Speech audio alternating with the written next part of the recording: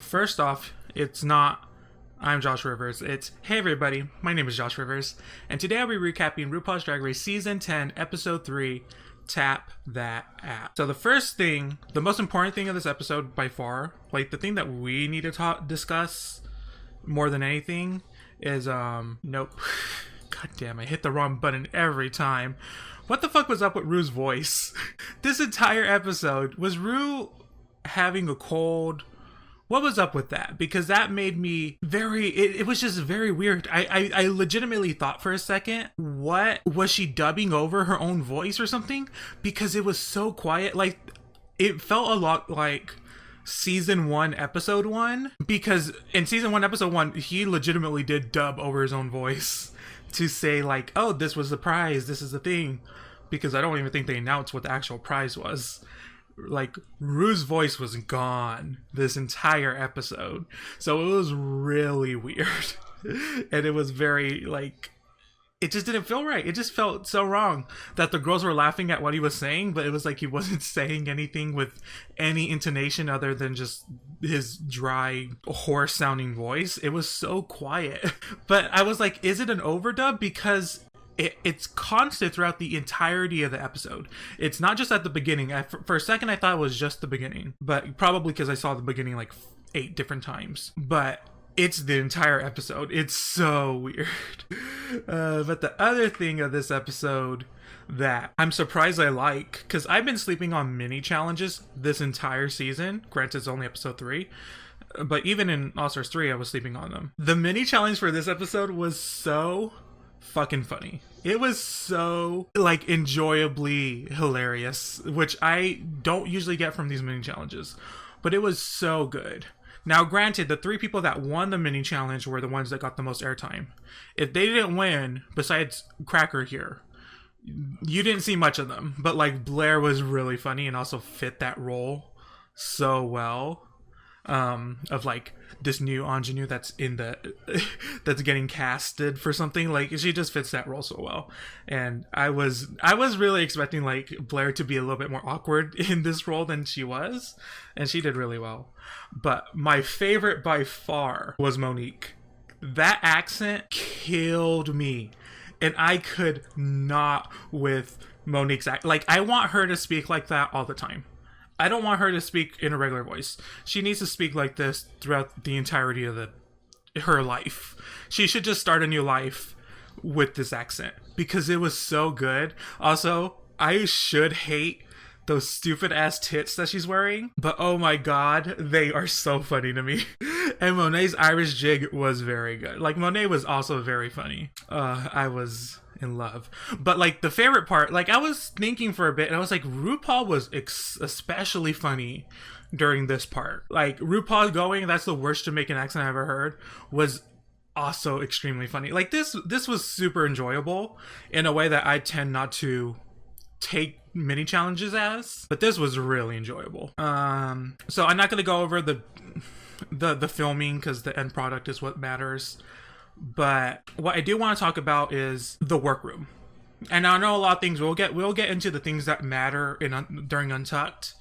But something I noticed with this season compared to other seasons is, with the hour and a half per episode length, we get to learn way more about these queens than we do for other seasons, I feel. And because of that, I feel like we get a bigger connection with queens. Because I don't know, is it just me, or are people a little bit more devastated by the queens getting eliminated than other seasons? Granted, this is the first season that I actually have to deal with Drag Race fans. Like, season 9, I didn't have viewers, and All Stars 3 was All Stars, so we already knew the queens. But season 10 is the first time I actually get to see what you guys say and what you guys feel for queens. And a lot of people, I just feel, are a little bit more devastated with the very early queens getting eliminated, which is not something I usually see. So I'm a little fascinated by the fact that we are getting a little bit more of a connection with these queens. And what they had to say is really great. And I can speak on exactly what they had to say with the religious aspects and all that. But it was good to hear it, and I'm really glad we get to see who these queens are, while in other seasons we really don't. So this runtime is like especially good for the viewer, and I love every second of it. So, okay. I think I'm already on the runway, which is a little weird. I think I may have written stuff out of order on my notes. So the runway this episode is feathers. I don't like feathers. And I think Queen number 1 is a good example. Blair St. Clair. These feathers look awful. She looks like a dead chicken. And I've seen a dead chicken, so I know what dead chickens look like, and their feathers are sprayed and out everywhere. They don't look good. She looks like she was in a pillow fight. No, you know what exactly she looks like? She looks like she was trying to break into Macaulay Culkin's house in Home Alone, and she got tarred and feathered. Like, legitimately, this is not good. It doesn't look well put together. And it makes me sad because Blair is a really good queen. But like I said last week, I really do think her best runway on that episode was actually her best runway. So, in my opinion, I'm not a fan of this look. And it has a lot of problems.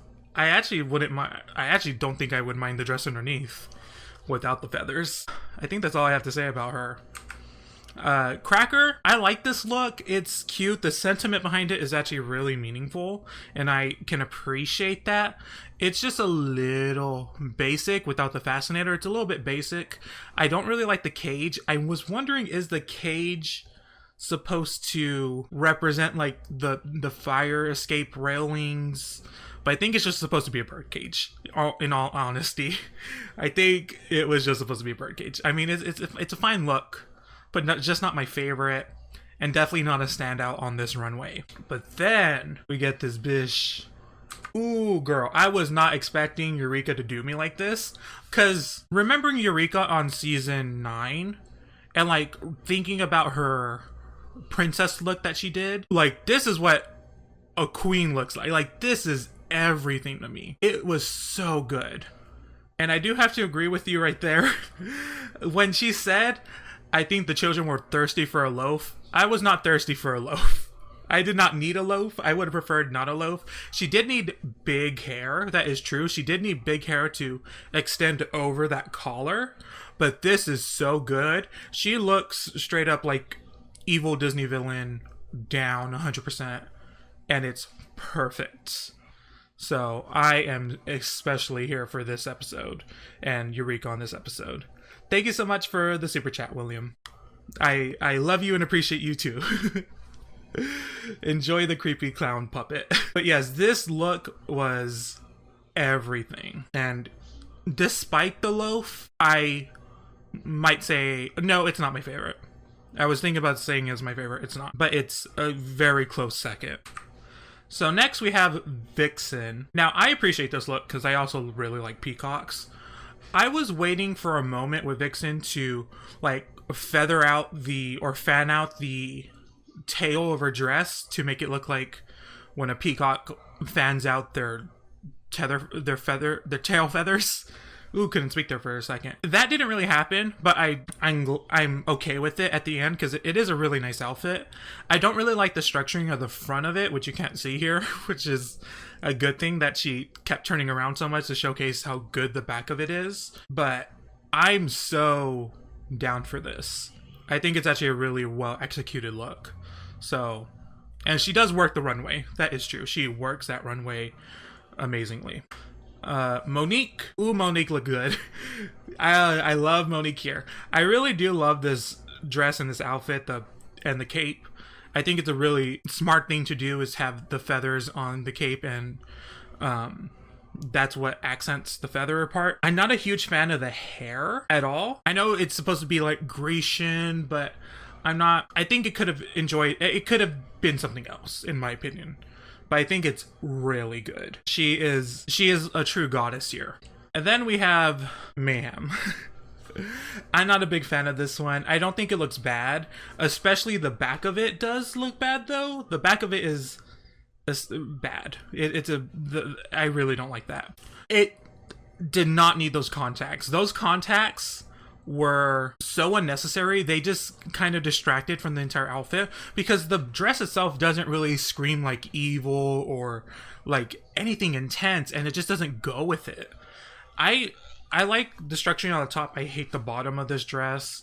The back of it just doesn't look good with that nude illusion zipper.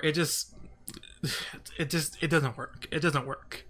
Not here, not now, not ever. The contacts do work later in the lip sync. You are all correct. And I was going to bring that up later. But you guys, all 28 of you are right. And then, oh no. Oh no. I hate this one so much. It's so bad. I hate all the colors. I hate everything. I hate the makeup. This is really bad. And especially, she did not know how to work this outfit. None of it works. I want each and every one of you to rewatch this runway and just pay attention to her arms. Pay attention to her arms. Because she doesn't know what to do with them. At all. At all, she doesn't know what to do with them. She is like waving them around like orangutan. Because she wants to put them, I can tell she wants to put them down. She wants to put them near her hips. But she can't because the feathers are there. Like, she just looks so awkward on stage the entire time. And it just doesn't work. It just doesn't work. It just reads as someone that's not wanting to be there. And then on the complete other spectrum of that, we have quite possibly one of the best looks we've ever seen this entire fucking goddamn runway. This is so good. This is so good. I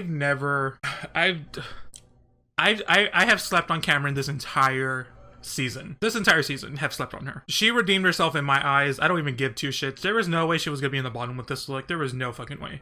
This is so good. Everything about it works. It has so much detail to it without being like overpowering to the eyes. There is just no way in hell that someone could go home with this. Like, Rita Repulsa should have looked like this in the Power Rangers remake, and you can tell this bitch is a necromancer that has summoned thousands of demon skeletons, and when she takes over the world, we're gonna let her, because that is just who it is. Like, oh my god, this look is so good. Like, she can't go home at this point. And then on the other spectrum of it, Monet, I have a real problem with Monet's outfits. Like, I don't know what her thought process is when she picks her outfits, or why she picks it, because nothing she's worn this far is good. In my opinion, like, nothing.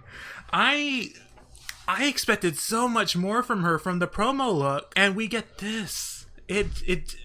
I am so saddened by her at this point, because I am really expecting a lot more. And yeah, it has a two-piece for no reason. It should be a singular dress, but even if it was a singular dress, it would not work. It's just, it's problematic in a lot of ways.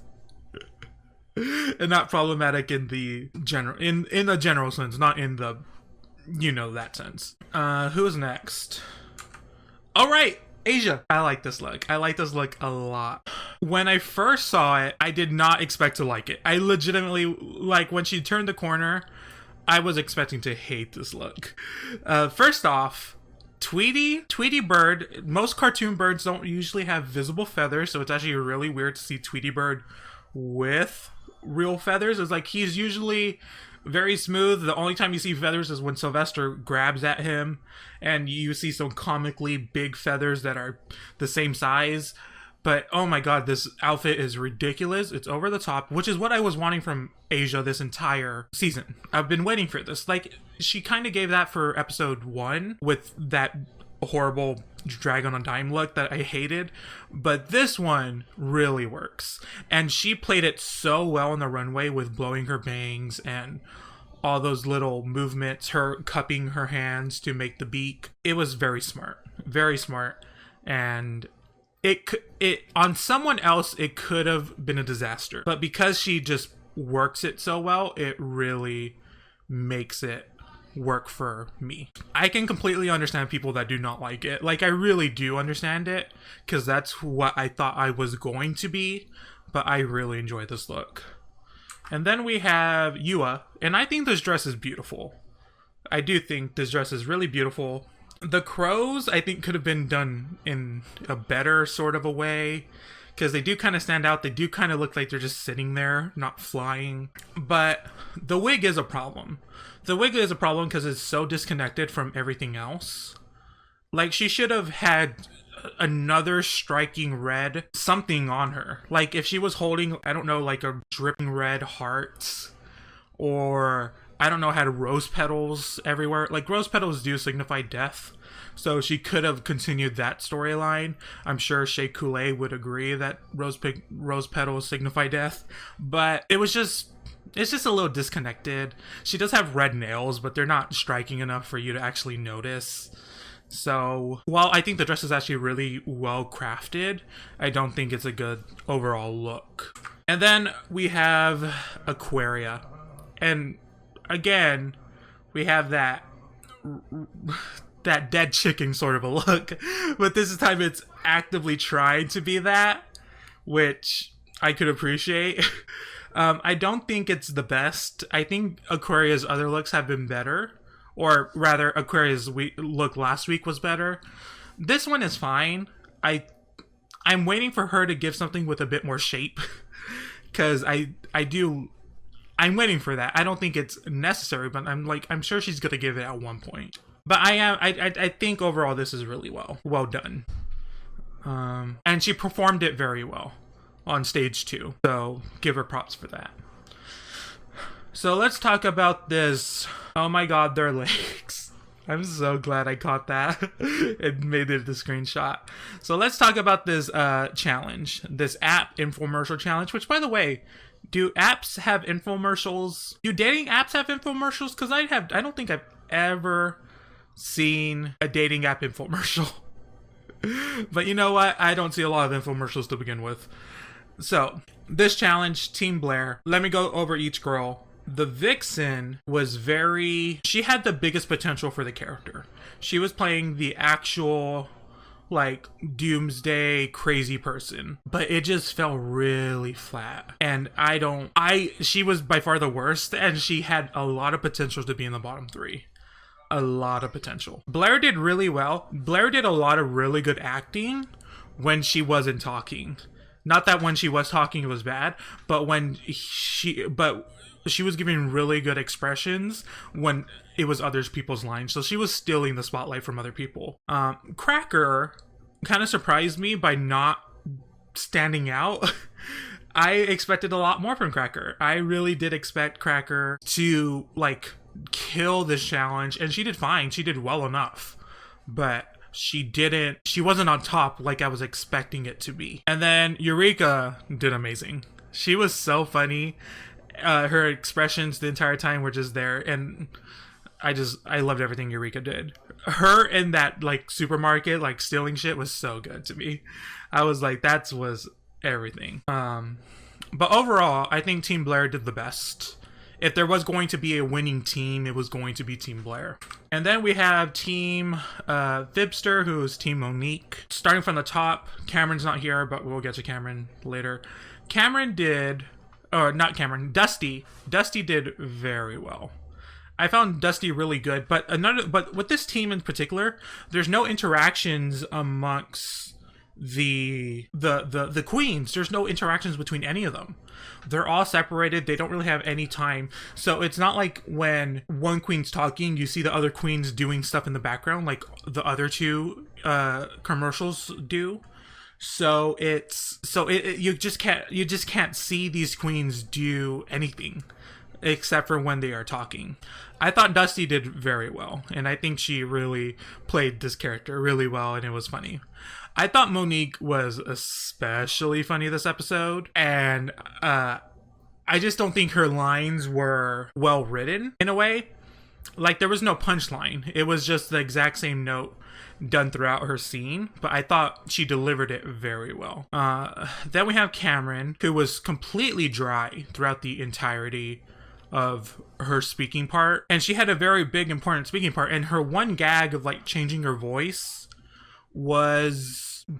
it didn't do anything. Like, it was so rushed, and we saw that work before. Like, Cracker did it in the infomercial before, so of course it works. It's something we've seen with a lot of queens do, but it just doesn't. it doesn't, she just didn't know how to perform it well.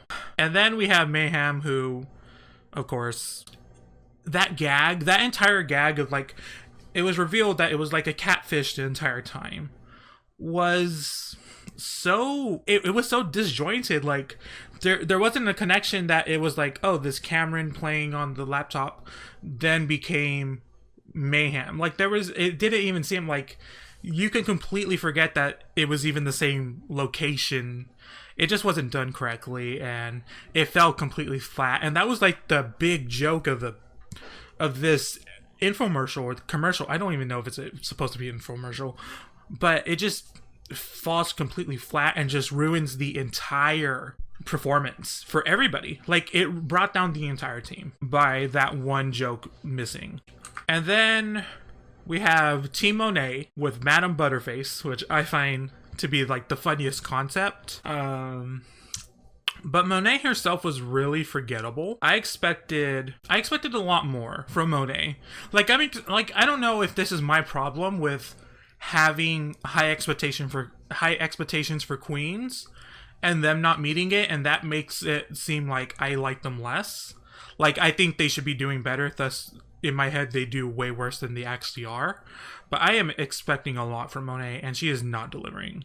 But then we have Asia. Asia did some really good expressions, like facial expressions. She did really good, but in her one speaking scene, she completely just fell out, and it landed on one funny joke, but there was nothing funny being said throughout it. And I'm assuming she wrote her own lines, but it was just kind of there. But like, anytime she was on screen, she stole the show. And then Aquaria had some amazing physical humor with that nose. That nose was, she used it for all it's worth. Like, she's so glad she got that nose, because all the gags with the nose really worked. So to me, I think Aquaria killed it, especially during the workout, the yoga whatever one. That was really good. And then we have Yua, I forgot you were there. Because she completely, there are people talking in the background. I live in a house with other people, so we have to kind of deal with it. Yua wasn't in the right infomercial. She I don't know where she thought she was, because she wasn't playing a part in the Madame Butterface anything, because there was nothing there. There was nothing there relating to it being Madame Butterface. It was all about working out. Like, makes sense, she's working out, but it's like, is her working out supposed to represent that she has a good body but an ugly face? It's like, but she did it like, it looks like she was cosplaying a catfish instead of actively having moles or hairy anything. Like, it just wasn't there. It wasn't there. And she shot herself in the foot when she said she wrote her own lines. It was just because those lines didn't fit. I mean, she could have just said, we all wrote them. But she didn't, and look where that landed her. I think I definitely wrote my notes out of order. So I guess we're gonna go into Untucked now. Okay, I was not expecting that so soon. I thought we would talk about like who was in the top and who was in the bottom first, but apparently I don't know how to write. Okay, so let's get into the drama. Aquaria versus Vixen. Okay, how do I begin to talk about this? Okay, so let's just start with Aquaria's original comment. The thing that sparked it all at the very beginning of the episode was her saying that Vixen shouldn't have won because she borrowed someone else's wig. Which, in a way, is like, it makes sense, but it's also like, she won, get over it. Like, it's not that big of a deal. Like, to me, it's not that big of a deal for this entire fight to be brought up. And then when it was actually brought to Vixen's attention that this was going on, she lost the fight. Like, there was nothing that Aquaria could say to win the fight at all. So it's like, Aquaria kept losing. And by the way, this fight happened 4 different times this episode. It happened at the very beginning, and then it happened when they were doing their makeup, and then the spider interrupted, and then it happened again, and then Aquaria walked out, and then it happened in Untucked. That was 4 different times we kept talking about this fucking wig. And by the way, that wig was ugly. That wig was ugly. That was not some wig to be like proud of in any way, shape, or form. It's not like it's very obvious that both Aquaria and Vixen like to fight. That's just the whole thing of it all. But then we have Aquaria crying, which causes more drama to happen. And while I do agree with Vixen saying, now first off, I just need to preface, I'm not black, nor have I ever been black, nor do I claim to be black. I am not black. This is a black issue. This is not a person of a color issue, which I am. It's a black issue. So my words don't mean much or mean anything at all. But I do agree with Vixen saying it will come off looking like a aggressive black person attacking a white person. However, it makes more sense because, let me just go back. Because looking on History of Drag Race, that has happened before. I've seen a lot of people tell me specifically that they hated Kennedy on season 7 because she was aggressive and she would attack people, and it was like, no, that's not what happened.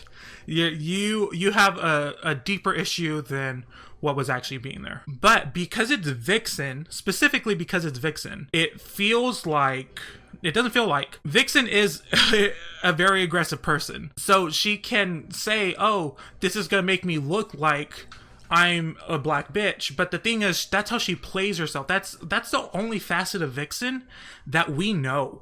I don't think we've seen Vixen this entire season without her seeming aggressive or rude. Well, not even rude. It's aggressive and ready to fight and doing all this. Like, that's how she plays herself as. That's how she says she is. So it's not like, so while she is correct that this is what is there and that is how it's going to end up, she plays into that herself. But then she gets angry that that's how she's going to be viewed when that's how she is. And the thing is, ultimately the thing is that we need to stop viewing this like an aggressive black person as a negative thing, because it's not negative. It shouldn't be negative. She does not need to change who she is. Just gonna say that right now, here and then. She does not need to change who she is. She's fine the way she is, but she can't be angry that people think she's angry. That's a little bit ridiculous. And there just is racism in this community. Racism is embedded in all of us. We learn it when we're young. We see it. It's everywhere. You cannot tell me that you're not racist, because it's embedded in all of us. It's just there.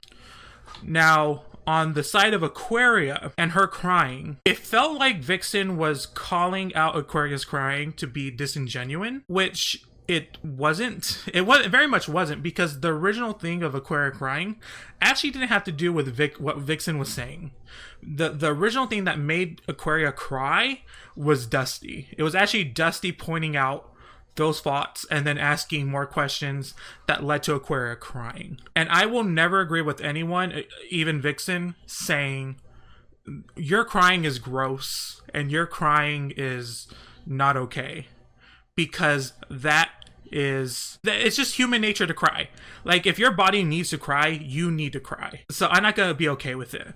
But I do understand that Aquaria was in the wrong this entire time. She was in the wrong. She was dumb. She shouldn't have said the things she said, and she was stupid for not seeing these things. And I'm wondering with Aquaria, is she going to have some sort of arc where she learns that because she really did see genuinely whoa, I didn't know that everything I said came off rude, which blows my mind, because I remember the promo, the Meet the Queens, where people were like, when she said, what was it she said? Oh, she said oh, I'm gonna be a winner that deserves it. And I was like, oh, that just makes you seem like a fucking bitch. I hate that. And then everyone came to me going, oh, it was a joke. And then everything since then has been the same tone, same intonation, and same bitchy attitude. And then it doesn't seem like a joke anymore.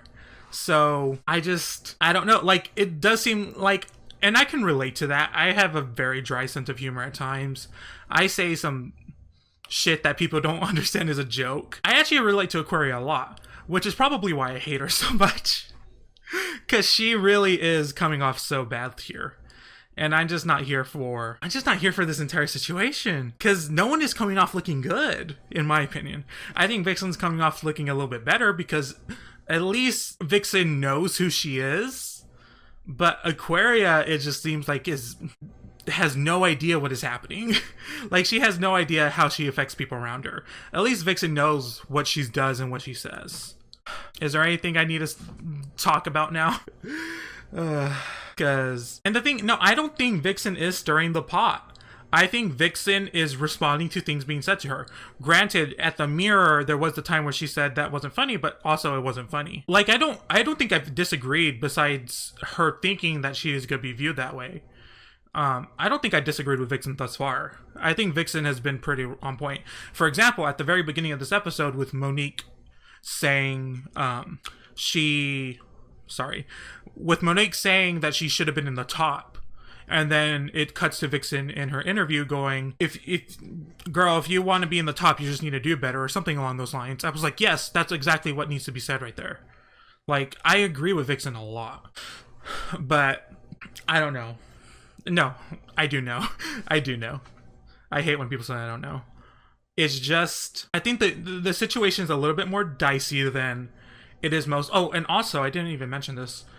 Vixen's words. Actually, no, I won't. Actually, I did mention it, right? But yeah, that's the situation. Is there anything more about the situation we need to talk about? Because I'm done with it for now. What else was talked about this Untucked? Oops, I went backwards, not forwards. Don't go backwards, kids. So Monet and Mayhem. That's the other thing I want to talk about. I have a question.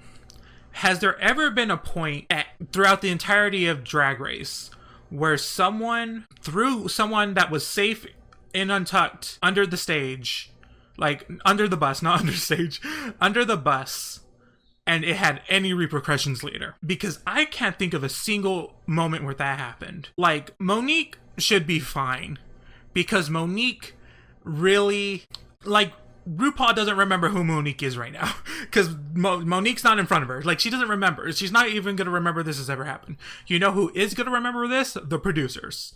And that's when some shit is going to get stirred up later.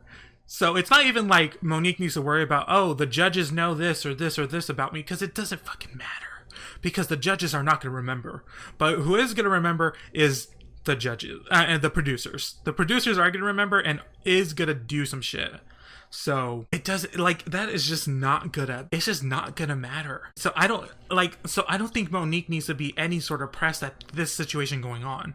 Now, Mayhem is in the wrong, because Mayhem had the opportunity to speak up and she didn't, and that ended with her being not being narrator. But also, just gonna point this out, even if she wasn't the narrator, even if she was a narrator, she would have been in the bottom.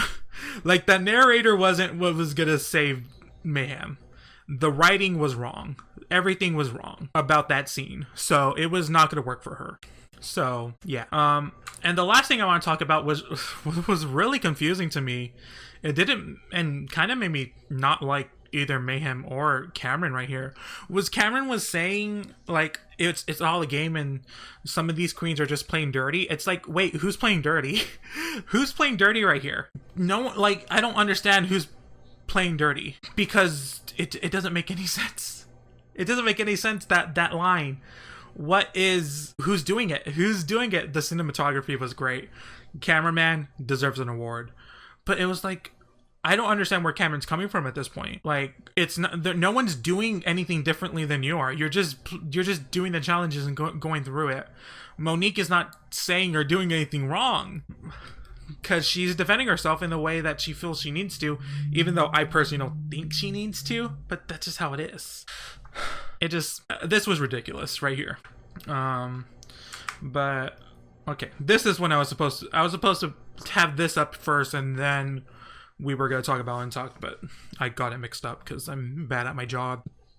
Okay, so top 3. So I'm done with Untucked, by the way. Top 3 was Blair, Eureka, and Asia. And I kind of don't agree with that. I agree with Asia and Eureka. I probably would have put Blair safe and maybe Monique on top, because I did think Monique was funny, even if her scene wasn't the funniest. She performed it very well, just because I like the outfit way more. But I guess in the end, it really doesn't matter. Excuse me. And also, the end result was Asia winning the challenge. And I also disagree with that. I thought Eureka should have won. I would have preferred Eureka to win, because I think Eureka was funnier and Eureka's outfit was better, despite the loaf. Despite the loaf, I think Eureka's outfit was better. So I'm fine with Asia winning, because Asia's really good and she did it, but I just thought Eureka did actively killed the challenge, and Asia was the best of her team. So maybe it was just a balancing act that she carried her team so much, and that's why it worked out for her, but that's fine. The bottom three I agree with. I agree with Mayhem, Cameron, and Yua being in the bottom, and I also agree with Cameron being safe, because that dress was no fucking joke. Let's talk about this lip sync, because it was so fucking good. It was obvious throughout the entirety of this lip sync that Mayhem was going to win. It was just very clear that Mayhem was going to win. But Yua turned it as well. Like, Yua, like, just really worked it also. But it was also, but it just wasn't a competition that Mayhem was going to win. There was a split second in the back of my mind where I was like, maybe it's going to be a double Shantae, but then I was like, no, it best not be, because I would be so pissed, because I don't like double Shantaes. But Mayhem killed it. And you know, whoever made that dress would have been so pressed watching this back. It's like, you ripped up my motherfucking dress. Because she was just tearing off feathers left and right. And it just worked. And I was so happy with this. I'm so glad we got to see such a good lip sync at this point. Well, not that the other lip syncs were bad, they were just nowhere near as intense as this. And this is where Mayhem's contacts worked out amazingly for her. She killed it. She did it. I'm done with this lip sync, because it was dead, it was killed, it was run over. I'm here. Okay, so that means that Yua went home, which is really funny. I don't remember if I said this in the recorded stream or I talked about it in the post discussion stream, but I chose Yua to be in my top 3 when someone asked me about it. And oh my god, it's a fucking curse. I said I liked her and then she went home. Oh my god. I hate everyone this season. I'm just gonna point, I hate everybody. I don't like a single queen. Oh my god, I cannot fucking believe it. What's up with me liking queens and then them going home? What the fuck? Why does everyone I love go home? Anyways, but yeah, I really like Yua. I'm glad we got to see her. She released a music video, which is so stupid. It's called like Onk or something. It was the dumbest shit I've ever seen, but I found it so funny. I'm glad that we got to see her, and I really did not expect to like her throughout the beginning of this season, but she won me over, and I'm here for it. So yeah, I guess that's it for this recap. This recap was a mess. But I'm here for it. Okay, let me do my outro. But I'm gonna keep streaming, so everyone in the stream stay here. We could still talk, but I'm gonna end the video portion. So thank you so much for listening to the live ramblings of a clown. You can follow me on Twitter at pixelpixelboom. You can continue the conversation in the comments below. Thank you, Riley G, and all my Patreon patrons for supporting the channel. If you would like to help support this tomfoolery, you can do so at patreon.com/pixelpixelboom. Link in the description. I love you guys. I'll see you guys next time, and remember to have fun. Bye, guys.